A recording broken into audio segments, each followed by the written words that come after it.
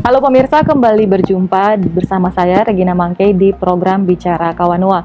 Pemirsa, baru-baru ini Gereja Masehi Injili Minahasa melakukan pemilihan pelayan khusus secara serentak di setiap jemaat untuk kategori Bapak, Ibu, Pemuda, Remaja, dan Anak. Ini merupakan hajatan rutin setiap 4 tahun untuk melakukan pergantian dan penyegaran para pelayan gereja maupun majelis jemaat. Yang menarik yaitu banyak di antara para calon terpilih merupakan para kepala daerah yang masih menjabat, para mantan kepala daerah, para anggota dewan, para politisi, birokrat, dan mantan birokrat. Fenomena ini menjadi unik dan menarik sebab ajang Pilpelsus menjadi sama dengan kontestasi pilkada dan pemilu. Benarkah seperti itu? Kita akan membahasnya dalam Bicara Kawanua episode kali ini bersama para narasumber yang sudah hadir di studio. Yang pertama ada Pendeta Lucky Rumopa selaku Ketua FKUB Provinsi Sulawesi Utara. Halo Pak Pendeta, apa kabar? Salam sehat. Baik, salam sehat. Selamat siang. Berikutnya sudah ada Ibu Penatoa Joyce Porotikan selaku aktivis gereja dan pelayan khusus dari Gemim. Halo Ibu, apa kabar? Puji Tuhan, shalom pemirsa. Dan karena talk show ini merupakan kerjasama dengan Komite Pemilih Indonesia, sudah hadir juga Bapak Jerry Sumampo selaku pengamat politik. Pak Jerry, apa kabar? Salam sehat. Baik, tapi ya, salam sehat. Terima kasih. Nah, kita melihat fenomena yang terjadi belakangan ini, bahkan dikatakan untuk para BIPRA yang baru-baru ini terpilih, katanya ada banyak perang bintang begitu ya, ada banyak tokoh-tokoh ya yang turut meramaikan. Rame kan? Iya. Sebelum kita membahas itu, mungkin dari Pendeta Lucky karena juga termasuk pelayan dari Gemi, mungkin boleh diceritakan sebenarnya proses pemilihannya sampai jemaat bisa memilih seorang itu untuk jadi pelayan khusus itu bagaimana mekanismenya? Ya, tentu pertama-tama bersyukur pemilihan pelayan khusus berlangsung dengan aman, tentram, rukun, ya. Walaupun ada juga riak-riak kecil, tapi dapat diatasi sebab kerukunan itu juga bukan cuma sekedar kerukunan antar agama, tapi berdasarkan trilogi kerukunan, itu kerukunan internal agama juga harus dipelihara, ditingkatkan. Oleh sebab itu, salah satu ajang pemilihan pelayan-pelayan khusus di Aras Gemim ini dapat berlangsung dengan baik dan aman. Dan perlu juga diketahui bahwa pemilihan ini merupakan panggilan gereja yang sudah diputuskan bersama-sama lewat tata gereja dan petunjuk pelaksanaan dan petunjuk teknis. Semua aturan itu sudah ada. Dan pemilihan pelayan-pelayan khusus itu adalah bagian dari panggilan iman untuk memilih jabatan-jabatan pelayan-pelayan khusus baik di Aras Kolom maupun di pelayanan BIPRA. Dan saya kira Gemim memiliki tugas untuk menata gerejanya, jemaat yang juga adalah organisasi. Sekalipun di satu sisi sebagai gereja, tetapi dalam manajemen organisasi gereja itu membutuhkan tenaga-tenaga pelayan di luar dari tenaga-tenaga pendeta dan guru agama. Gitu. Jadi semua calon-calon pelayan khusus itu yang turut berkompetisi kemarin itu sudah melewati syarat-syarat begitu? Iya, karena dalam aturan Juklak itu aturan-aturan itu sudah ada, dan semua warga Gemim yang adalah anggota sidi jemaat memiliki hak dan kewajiban berdasarkan panggilan kitab 1 Petrus pasal 2 ayat 8-9. Imamat pelayanan itu tidak bisa diganggu-gugat. Siapapun dia, ya, dasar dari panggilan gereja, semua warga gereja itu memiliki hak dan kewajiban. Yang sama ya? Yang sama. Baik. Saya ingin ke Ibu Joyce. Ibu Joyce melihat fenomena yang terjadi dalam konteks dan dinamika kehidupan sosial politik di Sulawesi Utara, bagaimana tanggapannya Ibu? Iya, yang pasti memang proses pemilihan Pelsus ini sebetulnya kalau dalam tata gereja itu dikatakan Pelsus itu tidak hanya penatua dan diaken, itu juga ada pendeta, ada guru agama. Nah kalau misalnya khusus untuk penatua dan diaken itu sekarang ya dalam tata gereja yang terbaru itu, kalau dulu kan syamas. Ya. Kemudian kalau tata gereja sebelumnya juga itu 4 tahunan, tetapi dalam tata gereja yang terbaru itu menjadi 5 tahunan. 9 tahun ya? Iya, Iya. betul. 5 tahun. Nah, proses yang berlaku ini sebetulnya memang kalau secara jujur ini juga merupakan satu secara kacamata iman ya. Dalam kacamata iman ya, kita dituntun dengan mengatakan bahwa bukan kamu yang memilih aku, tetapi aku yang memilih. Ya. Gitu. Jadi dari kacamata iman kita melihat bahwa mereka yang terpanggil, siapapun anggota di jemaat itu ada dalam kuasa mutlak Tuhan. Ya, itu harus kita aminkan. Oke. Bahwa itu ada riak-riak dan seterusnya, itu tentu punya latar belakang tertentu, sehingga bagaimana gereja ini mau melihat setiap persoalan yang ada ini dalam konteks sebagai sebuah panggilan iman. Memang harus kita akui bahwa secara jujur, mungkin juga Pendeta Lucky juga tahu, kita memang pernah berbeda pendapat, karena saya memang masuk di kelompok yang tidak menyetujui tata gereja yang baru ini. Ini yang dipakai untuk Tata gereja yang dipakai mana, untuk bagian ini. mana Karena itu? memang harus Boleh kita dijelaskan? akui secara jujur bahwa memang kalau pengalaman selama ini kita menggodok soal tata gereja itu memang ada terbuka ruang banyak terlibat, baik itu jemaat maupun para emeritus, tetapi ini terlalu singkat waktunya, sehingga mulai dari Januari itu penetapan bahwa akan ada sidang Majelis Sinode Istimewa Maret.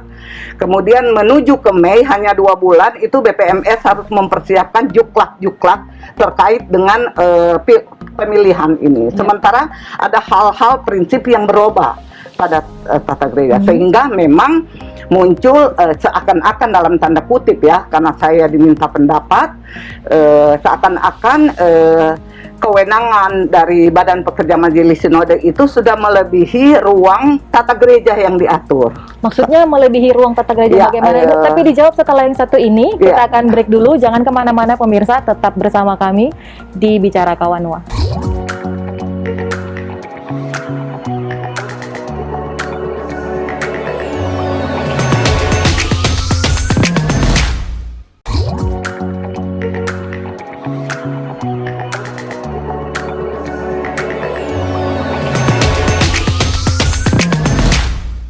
Iya, kembali bersama kami di Bicara Kawanua. Tadi Ibu Joyce katakan memang ada waktu yang singkat begitu, sehingga Sinode harus menentukan ada begitu banyak juklak begitu, Bu Joyce. Ya. Mungkin bisa diceritakan ada perbedaan apa maksudnya? Iya, jadi memang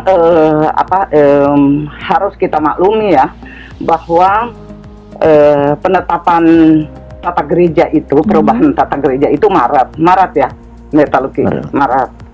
Kemudian kita sudah harus mempersiapkan untuk Oktober ini pemilihan. Ya. Otomatis turunan daripada tata gereja ini kan harus dibuat dalam petunjuk pelaksanaan. Ya. Nah, saya menganalisa ketika Mei sudah dikeluarkan surat edaran terkait dengan turunan dari ini. Ya. Nah, dalam surat edaran itu ada poin-poin yang sebetulnya di tata gereja itu mengatakan A, tetapi setelah mungkin dalam penggodokan yang lebih dalam itu akhirnya dirubah. Oke. Gitu. Ada beberapa itu saya sudah pelajari. Antara lain kalau mau kasih contoh, antara lain misalnya soal quorum ya, soal quorum 2/3, kemudian soal penundaan. Kalau di tata gereja dibilang cuma 1 minggu, tetapi dalam surat edaran diturunkan selambat-lambatnya 1 minggu. Kalau yang hubungannya dengan Pilpelsus apa, Bu? Ya, Yang berhubungan dengan Pilpelsus ya itu apa? Oke. penundaan quorum ketika pemilihan Oke. gitu. Jadi kalau quorum itu 2/3, kemudian kalau misalnya di tata gereja itu dikatakan bahwa 1 minggu penundaan kalau tidak quorum. Ya. Tetapi karena mungkin alasan pandemi atau apalah ini. Nah, akhirnya keluar surat edaran mengatakan bahwa 1 minggu itu paling lama, kurang lebih seperti itu. Dan terakhir dikatakan jika tidak quorum maka boleh 1 jam ditunda dan dilaksanakan dan tidak perlu quorum lagi. Padahal di tata gereja itu tidak seperti itu. Itu salah satu contoh. Nah, ini sebetulnya kenapa saya katakan memang karena ini waktunya ini terlalu singkat untuk mengeluarkan yang secara maksimal. Kemudian kita juga kurang memahami waktu yang singkat ini, sehingga ya harus kita akui bahwa di beberapa tempat ini terjadi banyak penafsiran gitu, banyak penafsiran. Ada yang pakai memang tata gereja, ada pakai ini, dan saya mengamati ada beberapa jemaat itu memang kontroversial. Kontroversialnya karena apa? Tidak semua BPMJ menguasai soal aturan, ya, baik itu tata gereja maupun itu edaran-edaran. Tidak semua panitia itu menguasai, ya. Bahwa itu ada riak-riak, ya puji Tuhan, karena ini belum terlalu kelihatan. Karena apa? Nanti kan semua sekarang masih dalam proses BAP di jemaat. Nanti setelah BAP di jemaat, kemudian nanti dia ke wilayah dan ke pusat. Nah, pemilihan yang demokratis yang dilakukan itu memang ya menurut saya itu ya di Penatua dan Diaken di kolom, karena itu semua jemaat. Kalau di Bipra, Penatua itu hanya perwakilan, tiap kolom itu hanya 5 orang dan memilih. Nah, mungkin disinilah yang dalam tanda kutip ketika media-media mempublikkan bahwa 90 sekian persen dari 7 wilayah Gemim di daratan Gemim itu, maka baik bupati, istri, wakil bupati, istri itu menduduki jabatan-jabatan pelayanan Penatua yang secara khusus memang lebih ke spesifik ke Bipra. Nah, sehingga mungkin inilah yang Bun Jerry menganalisa bahwa wow, ini apakah sesama dengan pilkada yang kasarnya kok Bung Jerry mau bilang ini koneknya rasa pilkada 2024. Iya, kenapa sampai ada, tapi 2024-nya disembunyikan. Bagaimana itu Pak Jerry? Kenapa sampai berpendapat seperti itu? Sebetulnya yang pertama begini, kalau menurut saya ya, tradisi berdemokrasi dan berpemilu orang Minahasa itu sangat panjang, dan lembaga-lembaga gereja atau lembaga-lembaga organisasi kemasyarakatan dan keagamaan seperti gereja pun itu melakukan yang sama. Ini kan proses yang tidak di semua gereja loh melakukan yang begini. Jadi semua orang itu, semua warga Sidi Jemaat ya. Kalau di pemilu pilkada itu kan orang yang berumur 17 tahun. Tapi kalau di gereja itu pakai pemilihnya itu adalah warga Sidi Jemaat gitu. Dan ini di tingkat grassroots, di tingkat basis gitu. Jadi secara tradisi ini saya kira baik ya. Nah, memang yang kemudian menarik itu tadi Kak Joyce kemukakan, ini juga diikuti oleh para pejabat yang tadi Gina bilang di awal ya, yang sebetulnya tingkat kesibukannya tinggi.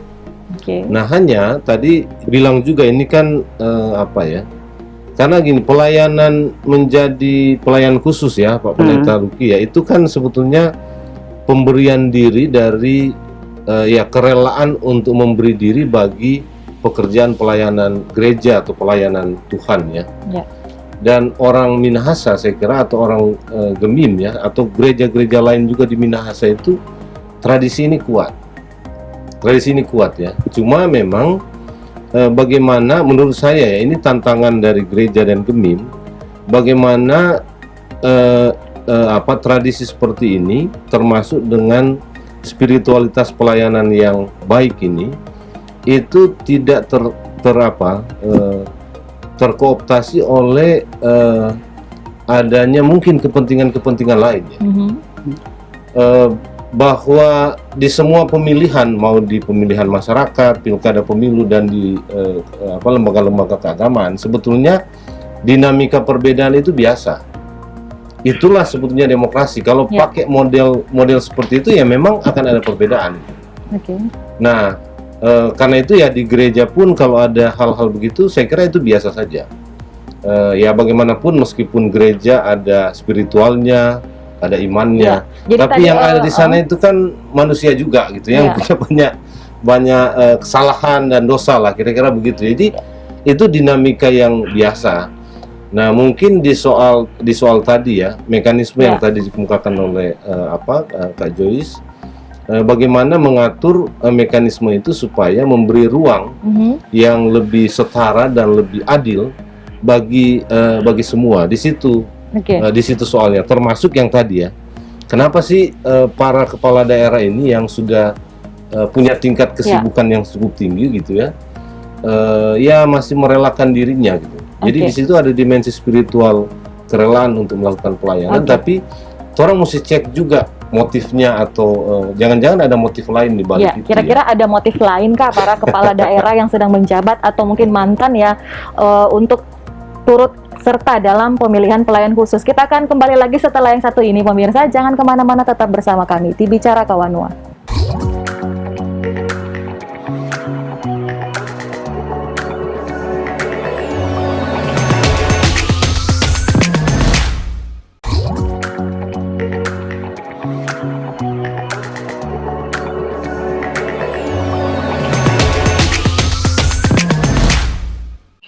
Iya, tadi Pak Jerry menitik beratkan. Ini kalau para pejabat itu sudah lumayan sibuk ya dengan tugas negaranya, mengapa masih mau memberi diri begitu ya untuk ke pelayan khusus begitu yang butuh juga waktu ekstra begitu ya Pak Jerry? Ya.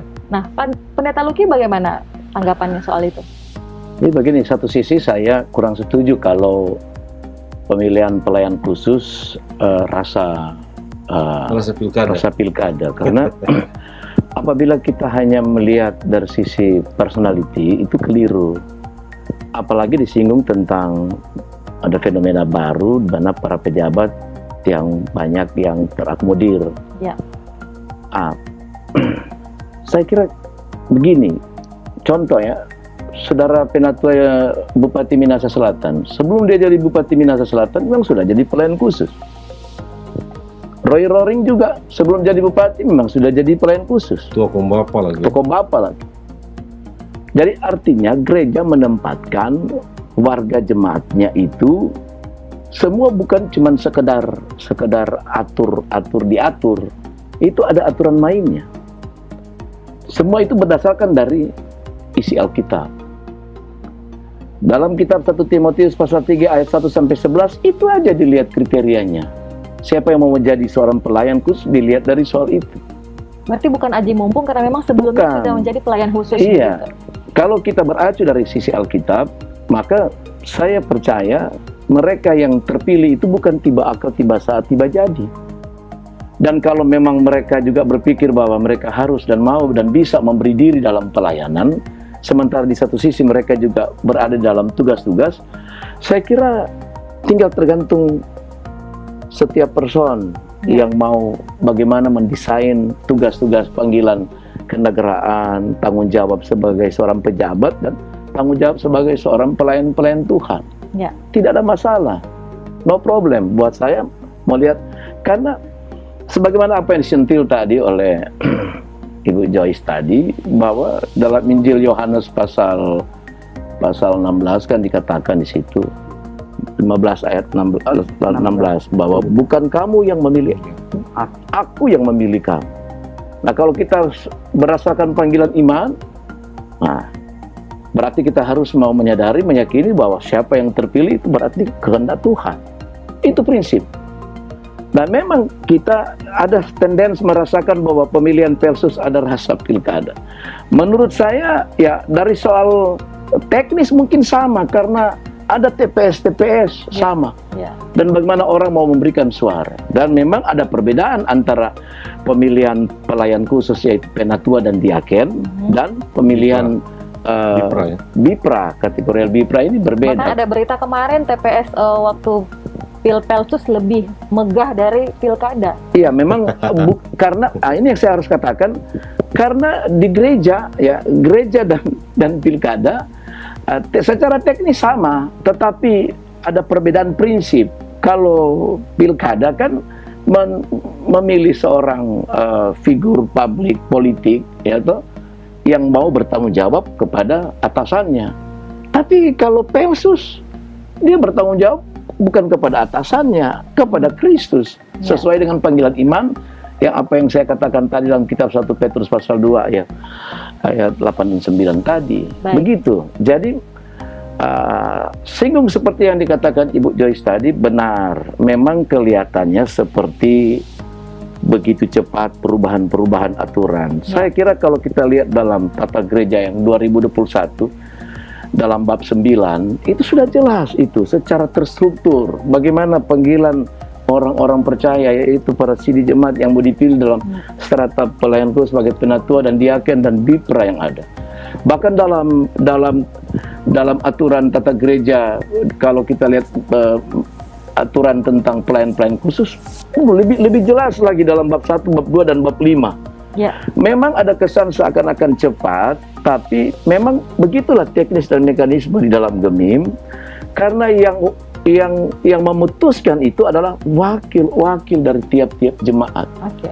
Ini nggak mungkin orang ambil semua. Orang mesti ambil wakil-wakil yang diutus lewat kolom, baru tingkat jemaat, tingkat wilayah, Ini yang kemudian bipra ya, Pak Pendeta ya? semua. Oh, yang Penatua maupun diaken yang sudah disinggung Ibu Joyce tadi tentang pemilihan. Memang saya juga kalau ukur dinilai dalam ukuran-ukuran seperti itu, sepertinya begitu cepat dari bulan Maret tiba-tiba bulan Mei, sementara 6 bulan sebelum pelaksanaan itu sudah harus disosialisasi. Yang dikhawatirkan mungkin jangan sampai ada kepentingan politik begitu. Tidak, jadi begini, aturan yang baru 2021 itu sebenarnya tidak semua yang aturan yang merubah semua. Cuman ada beberapa hal-hal yang ya memang itu juga yang menjadi polemik dan tantangan-tantangan gereja ke depan. Sebab gereja kita ini tidak bersifat statis. Gereja kita ini harus berkembang sesuai dengan panggilan zaman yang ada. Perubahan-perubahan itu, fenomena-fenomena ini harus mungkin gereja tangkap. Dikemukakan Bu Joyce juga tadi soal mungkin keterbatasan waktu untuk melakukan sosialisasi sehingga pemahaman di tingkat jemaat tentang aturan-aturan tidak, baru yang berubah tidak Bung cepat Jeff. itu. Begini, kalau di GEMIM kan sebelum dia putuskan, sebelum dimasak, itu kan sudah dirempah-rempahi di beberapa tahun yang kemarin. Itu lewat konsultasi-konsultasi teologis, pertemuan-pertemuan para tokoh-tokoh gereja, termasuk juga pakar-pakar yang ada. Ya, kami juga sering panggil juga pakar-pakar baik dalam berbagai dimensi politik, sosial, ekonomi, mereka juga bisa memberi sumbangsi. Memang konsultasi-konsultasi dan pertemuan-pertemuan, pembahasan seminar-seminar itu juga adalah bagian yang tidak dapat dipisahkan untuk mendapatkan sebuah format. Dan format itu yang dibahas pada kelompok-kelompok yang hanya diutus oleh jemaat. Jadi saya kira tidak salah kalau ada kesan seakan-akan terburu-buru. Saya juga berpikir bisa terburu-buru ini. Memang ada pergumulan seperti itu karena ketika bulan Mei mau dicetak itu semua aturan-aturan, apakah bisa? Maka itu kesan tadi benar. Panitia saja pun kadang-kala juga tidak mampu memahami, tapi ya karena juklak kita aturannya itu sudah dipoin-poinkan semua, jadi lihat di situ, tinggal teknisnya. Saya kira begitu. Ibu Ya, Joyce, mungkin bagaimana? enggak, ini mungkin harus dipertajam karena memang final ya sebetulnya panggilan Tuhan itu dalam Yohanes 15 ayat 16 dan 17 itu tentang bukan kamu yang memilih aku tapi aku, clear ya. Itu jemaat. Ya. Nantinya ini BAP-nya itu kan akan berakhir pada SK Sinode. Ini proses masih berjalan. Iya. Jadi proses masih BAP dan seterusnya. Jadi kalau ada kekeliruan, contoh misalnya soal penghitungan suara, jika belum 50% tambah 1 maka lari lagi untuk 3 orang. Jika 3 orang itu belum 50% tambah 1 lari lagi untuk 2 orang, kemudian 50% tambah 1 begitu. Nah, ini ada kalau, berbagai kasus. Kalau sistem pemilu ini menggunakan sistem mayoritas, jadi harus 50% tambah 1 sama dengan sistem pemilihan presiden kita. Menarik. Kita akan kembali lagi setelah satu ini. Tahan di situ dulu Ibu Joyce. Kita akan jeda sejenak. Jangan kemana-mana, tetap bersama kami.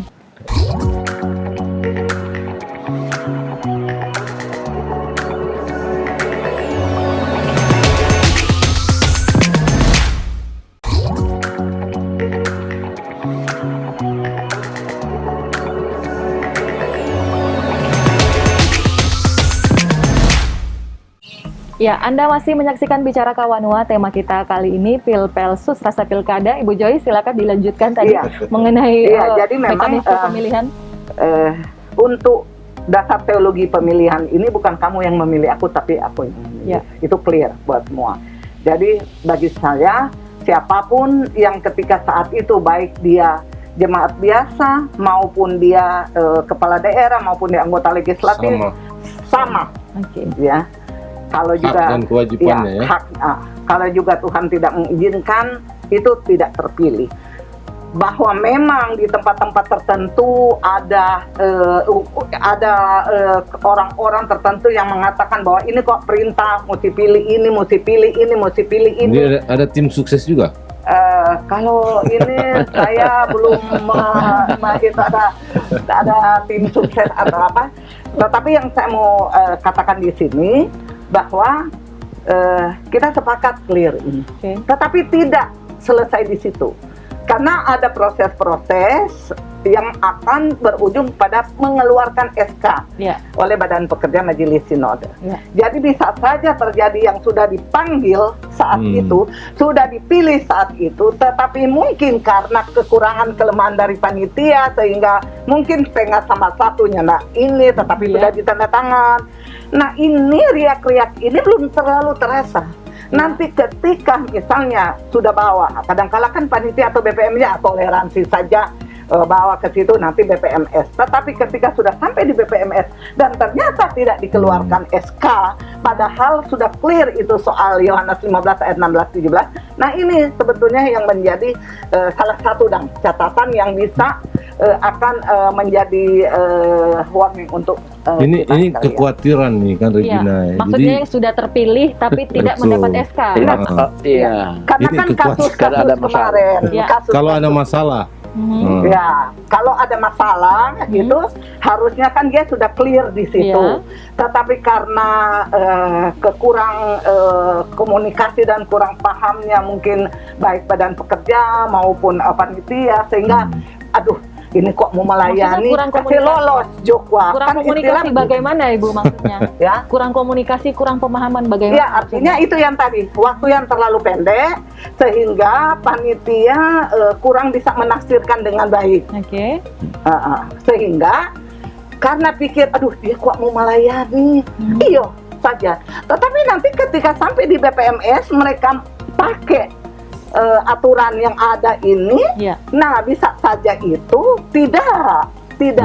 Jadi maksudnya itu ada kesalahan prosedur lah di bawah yang mungkin terjadi. kekhawatiran dari Ibu Joyce misalnya mau disampaikan kalau memang kita sudah clear bahwa siapa yang terpilih itu adalah pilihan Tuhan, tapi kenapa kalau tiba-tiba ada kasus apa betul-betul itu pilihan Tuhan? Tidak.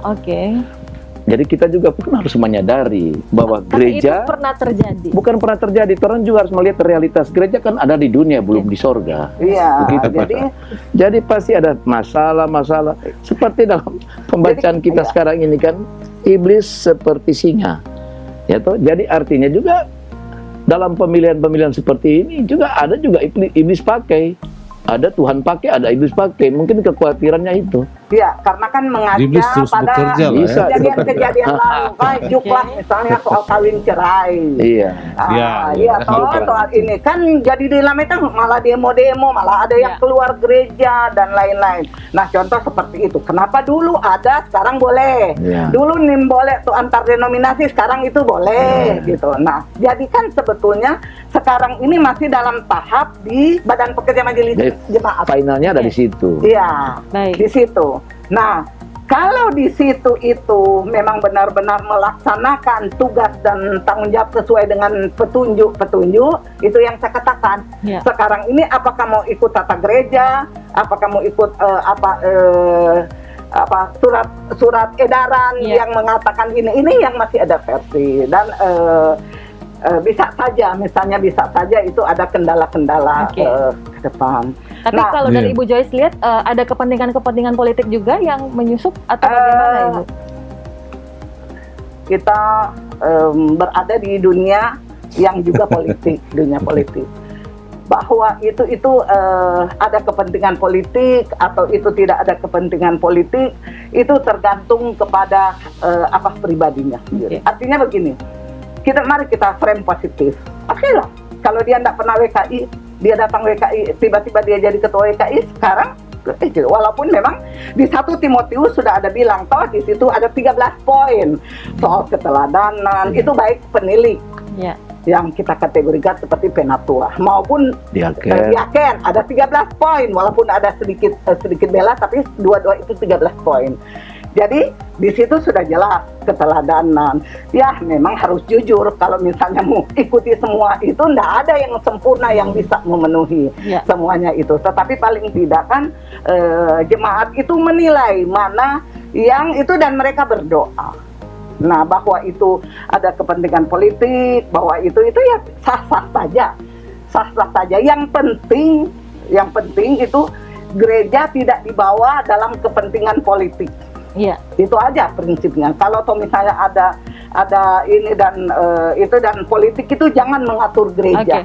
Kalau dari Pendeta Luki melihatnya bagaimana? Gereja jangan dibawa kepada kepentingan politik. Kita yang terjadi selama ini seperti apa? Dijawab setelah yang satu ini, Pendeta. Jangan kemana-mana pemirsa, kita masih akan kembali tetap di Bicara Kawanua.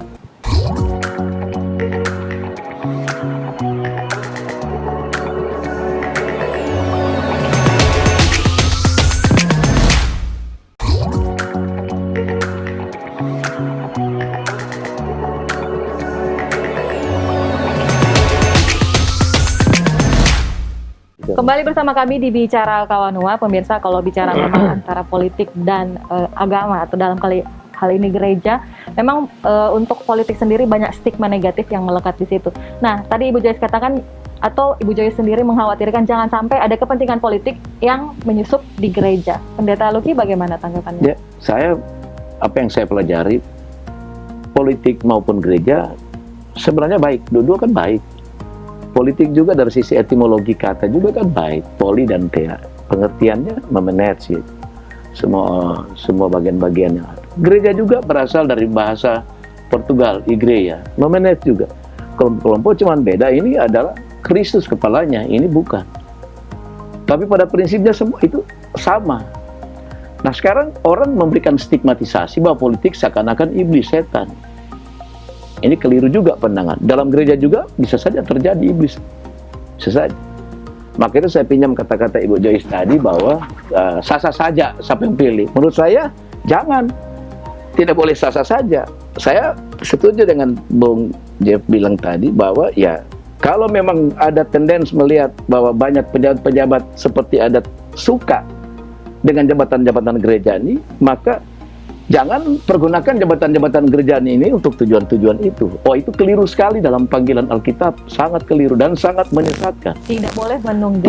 Tidak boleh menunggangi. Nah, oleh sebab itu saya menaruh positif, bersyukur kalau melihat fenomena sekarang ini ketika pemilihan Pelsus di Aras Gemim, ya begitu luar biasa. Ya mungkin karena dari total 2,6 juta penduduk kita ada sekitar 900 lebih. Jadi mungkin itu yang menjadi daya tarik, seperti kelihatan wah, padahal juga biasa-biasa saja. Cuman ya karena ada terlihat istimewa karena hampir semua pejabat-pejabat suka sekali dengan jabatan-jabatan itu, ya itu warning dari Bung Jeff, itu penting. Karena itu panggilan gereja, jangan jabatan-jabatan gereja itu digunakan salah demi untuk kepentingan-kepentingan itu. Saya kira itu juga menjadi kekhawatiran Ibu Joyce tadi. Benar, jadi jangan sampai dipergunakan salah. Tapi begini, harus jujur terakui, secara real politik memang di 7 wilayah Gemim itu kan PDI Perjuangan yang menang, ya. Terlalu menyolok begitu ya. Iya. Jadi dan kalau ketika sekarang itu mereka juga menjadi tak terpanggil untuk dalam jabatan-jabatan kepenatuaan, itu yang saya katakan ya sah saja gitu. Karena yang dipilih jemaat juga kan? Iya, karena kan yang pilih itu jemaat gitu toh. Nah, kita tetap melihat motivasi gitu. Kita tetap melihat motivasi mereka. Dan kekhawatiran seperti Bung Jerry yang katakan tadi kan, terasa Pilkada 2024, kekhawatirannya ini supaya ini menjadi warning pada jemaat supaya jangan nimbar-nimbar ataupun ruang-ruang publik yang dikuasai oleh baik legislatif maupun eksekutif itu digunakan itu untuk kepentingan, misalnya untuk pilpres. Jadi kok Jerry nggak mau langsung Jadi masalah politik identitas. sesinya belum di situ. Tapi gini, Regina, menurut jadi gini, kalau lihat dinamika percakapan ini ya, sebetulnya memang makin kuat nih Bung Luki bahwa Pelsus ini rasa pilkada. Jadi bukan cuma karena yang tampil di sana adalah para politisi dan para pejabat ya, tapi mekanisme ini ya, ini mekanisme yang tadi juga Bung Luki bilang, ini mekanisme pemilihan yang juga berlaku di apa, kan tadi sekarang sudah terpilih, harus diverifikasi dalam proses berikutnya, sehingga bisa saja ada pembuatan berita acara, kemudian ada verifikasi sebelum keluarnya SK. Nah, jadi bisa dalam proses ini juga sama dengan pilkada, meskipun sudah ada pemilihan, masih bisa berubah nih hasil, kan begitu. Makanya tadi Kak Joyce bilang penting, Yohanes 15 ayat 16 dan 17 itu, bukan aku yang memilih kamu, tapi aku yang memilih. Akulah yang memilih, bukan kamu yang memilih. Karena tapi itu tema-tema sentral. Jadi ini penting kan, mungkin ini yang belum bilang suara Sidi Jemaat ini adalah suara Tuhan ya, suara Vox Populi Vox Dei ya. Dan tapi, suara Sidi Jemaat juga yang memilih para tokoh-tokoh tapi begini ini. Regina, jadi proses yang setelah ini ya, karena kalau saya sendiri khawatir, sebagaimana tadi Bung Luki bilang betul, kita harus membatasi dan menghalangi masuknya politik praktis ya, mungkin itu yang, karena politik itu baik sebetulnya mengelola sebuah masyarakat ya. Kita harus membatasi dan menghalangi masuknya politik, kepentingan pragmatis politik dalam ruang-ruang seperti ini gitu ya, untuk pelayanan gereja. Itu yang harus kita antisipasi. Dan menurut saya proses setelah pemilihan ini sampai kepada penetapan atau pemberian SK, dan ini juga bisa menjadi ruang politik kalau dibuka kemungkinan itu. Nah, ini problemnya bagaimana gereja seperti Gemim ini dalam proses nanti ini menutupi atau menghalangi supaya ruang untuk pragmatisme dan politik praktis ya, kepentingan-kepentingan politik yang mungkin ada kaitannya dengan 2024 itu bisa diminimalisir atau dihilangkan.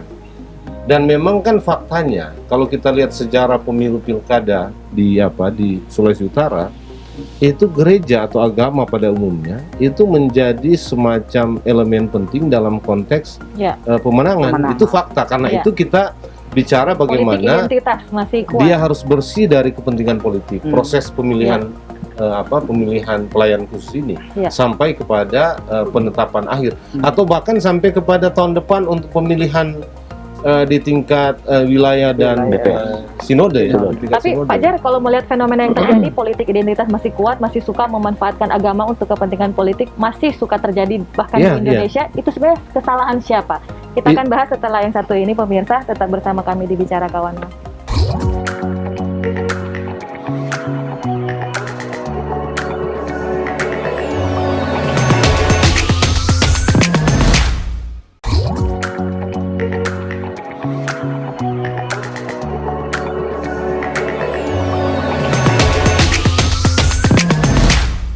Ya, terima kasih Anda masih bersama kami di Bicara Kawanwa. Masalahnya tadi memang seperti kita tahu ya, di Indonesia politik identitas agama itu begitu kuat dalam hubungannya dengan pemilihan, begitu pemilu maupun pilkada. Nah, melihat fenomena ini Pak Jar, sebenarnya ini ada titik lemahnya di siapa sebenarnya? Ya, ini saya kira memang proses panjang demokrasi kita ya. Ya, kalau mencari siapa yang salah, sebenarnya ini kesalahan bersama. Karena menurut saya, kalau kita belajar dari pengalaman pemilu kita, memang masyarakat kita itu ada keterbatasan mengikuti dinamika demokrasi yang sangat liberal. Dan treatment kepada masyarakat untuk memperkuat kapasitas mereka sebagai seorang pemilih yang baik itu memang agak kurang juga pasca reformasi. Nah, tapi kalau di gereja memang sedikit berbeda, karena tradisi pemilihan Pelsus ini kan bukan baru sekarang. Meskipun itu dia, Bung Luki, dulu itu tidak seperti sekarang sebetulnya. Jadi kalau saya sih agak khawatir ya masuknya hal-hal yang sifatnya pragmatisme politik. Karena itu tadi yang diingatkan Kak Joyce juga, di 7 wilayah ini memang hampir semua kepala daerahnya saya lihat ada di headline-nya koran lokal kemarin kan gitu. Dan oke-oke saja sebetulnya. Sebagaimana yang saya bilang, orang Minahasa itu sejak awal itu kalau bilang pelayanan, wah itu ya nomor 1 itu, bahkan bisa di atas tugasnya sebagai pemimpin masyarakat gitu. Dan ini bukan berlaku hanya untuk orang Kristen sebetulnya, di kalangan umat beragama lain di Minahasa juga spiritualitas seperti ini tinggi sekali. Kalau Pak Jerry, mengapa apa motivasi dibalik para birokrat tadi, para elit politik untuk ikut? Iya, kalau saya menduga ya, membaca memang ada urusannya atau ada hal yang terkait dengan 2024, baik pemilu ya. Baik pemilu pemilu nasional dan ada pemilihan DPRD provinsi, kabupaten, kota juga, maupun pilkada. Nah, kedugaan saya seperti ini bukan tanpa alasan, karena kita lihat proses-proses sebelumnya, gitu ya. Dan kalau kita analisis teman-teman yang kemudian menjadi anggota dewan, sebetulnya kan dia memang ada banyak di sana yang memang menjadi pimpinan pelayanan, menjadi pelayan khusus di BIPRA misalnya. Ini fakta ini. Kemudian ada juga banyak di antara mereka yang pelayan khusus di gereja, gitu ya. Faktanya memang ada, tapi ini nggak bisa kita hilangkan juga, nggak bisa kita larang juga sebagaimana tadi ya. Karena itu menurut saya memang soal kita adalah bagaimana gereja meminimalisir atau menghilangkan supaya ketulusan pelayanan ini tidak dicederai oleh kepentingan-kepentingan politik yang sifatnya memang pragmatisme politik gitu. Gitu. Ibu Joyce? Ini yang karena kalau itu ada, itu bisa merepotkan gereja. Jadi juga. Jadi itu tugas gitu gereja. Iya, makanya kita kasih judul ini kan rasa pilkada, karena sebetulnya kontestasinya hampir mirip pilkada yang bertarung di lapangan itu. Ini kan mungkin belum terbaca sekarang, Bung ya. Karena masih di level kolom dan jemaat masing-masing. Tapi kalau ketika misalnya di BIPRA, ketika dia naik di tingkat wilayah dan sinode, kita akan lihat itu pertarungannya akan makin sengit, yang menurut saya akan ada bias-bias partai politik di sana. Gitu. Karena lihat orang-orang yang muncul ini para tokoh masyarakat kita, gitu ya, para orang-orang yang selama ini kita pilih ya, sudah kita pilih menjadi pejabat-pejabat kita gitu ya, dan kemungkinan di ke depan mereka akan maju lagi, kira-kira begitu ya. Ini menjadi tantangan gereja ya, atau tantangan kita sebagai masyarakat Minahasa ke depan. Baik, Ibu Joyce silakan yang terakhir untuk menanggapi apa yang dikatakan oleh Pak Jerry. Yang pasti gereja harus menggarami dunia, termasuk di dalamnya juga dunia politik. Nah, sekarang yang jadi persoalannya, gereja itu sendiri ketika masuk dalam konstelasi seperti saat ini, itu kan sudah masuk birokrat-birokrat di dalamnya. Ini tantangan, ya, bagaimana apakah kemurnian daripada surat 1 Timotius itu akan tetap menjadi keteladanan, jauh dari korupsi, ada 13 itu item itu akan tetap dipertahankan oleh para penatua diaken yang sudah terpilih ini. Itu persoalannya. Nah, yang jadi catatan kelam juga memang harus kita akui bahwa gereja sekarang ini memang kurang bisa menggarami. Mengapa? Karena gereja menurut saya itu kurang juga mempersiapkan umatnya itu untuk berpolitik dengan benar sesuai dengan Alkitab. Sehingga itu dia ketakutan-ketakutan seperti tadi itu yang dikatakan. Ini ya catatan kritis saya. Dan kenapa juga? Karena gereja juga kadangkala itu tergantung dari sisi finansial itu kepada pemerintah.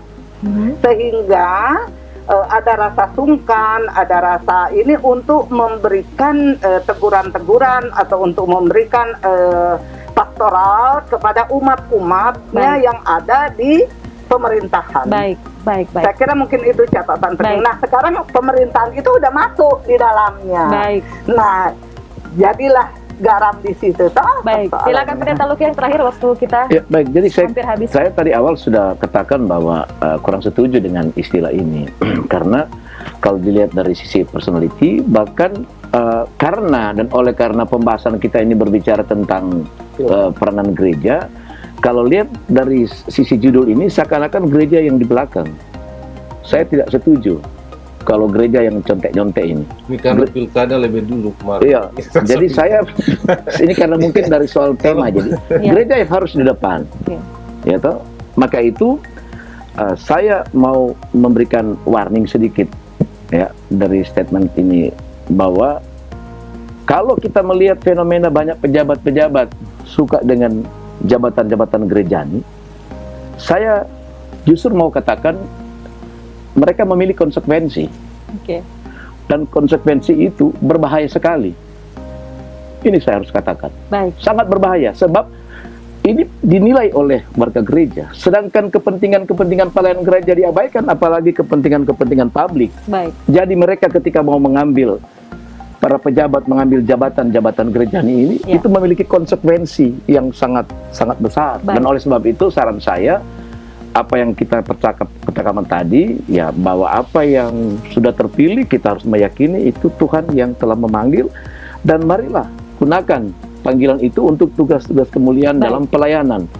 Itu menurut saya. Oke, Dan, baik. dan saya kira nggak hanya dalam pelayanan ya, kalau spirit sebagai pelayan gereja ya, itu juga menjadi sikap dan perilaku untuk menjalankan tugas-tugas Tugas, itu maksud kerajaan. saya. Sebetulnya Harus kan ada teladan begitu ya, ya. ada teladan. itu yang Ya. diharapkan Ya. sebagai pelayan gereja, dia tidak hanya punya tanggung jawab terhadap masyarakat, Baik. Itu berat Ya, loh, ya. Regina. Lihat Ya. saya dia punya baca tanggung ya. jawab Ya. terhadap Ya. Tuhan. Waktu kita sudah habis. Itu Ada yang tidak terakhir, Bu, singkat bercacat. Suami dari satu Ya. istri dapat menandir, bijaksana, sopan, suka memberi tumpangan, bukan peminum, Oke. bukan pemarah, melainkan peramah, pendamai, bukan hamba uang, seorang kepala keluarga yang baik, disegani dan dihormati oleh anak-anaknya. Ini berat loh Oke. menjadi penatua ini. Iya. Jikalau Justru orang itu, tidak tahu itu, Kak. mengepalai keluarga sendiri, bagaimana ia dapat mengurus? Nah, Iya. ini yang mereka patronnya itu Iya. gitu. Kalau mereka tidak melakukan itu, berarti mereka pakai ini jabatan ini untuk kepentingan politik mereka. Oke, baik.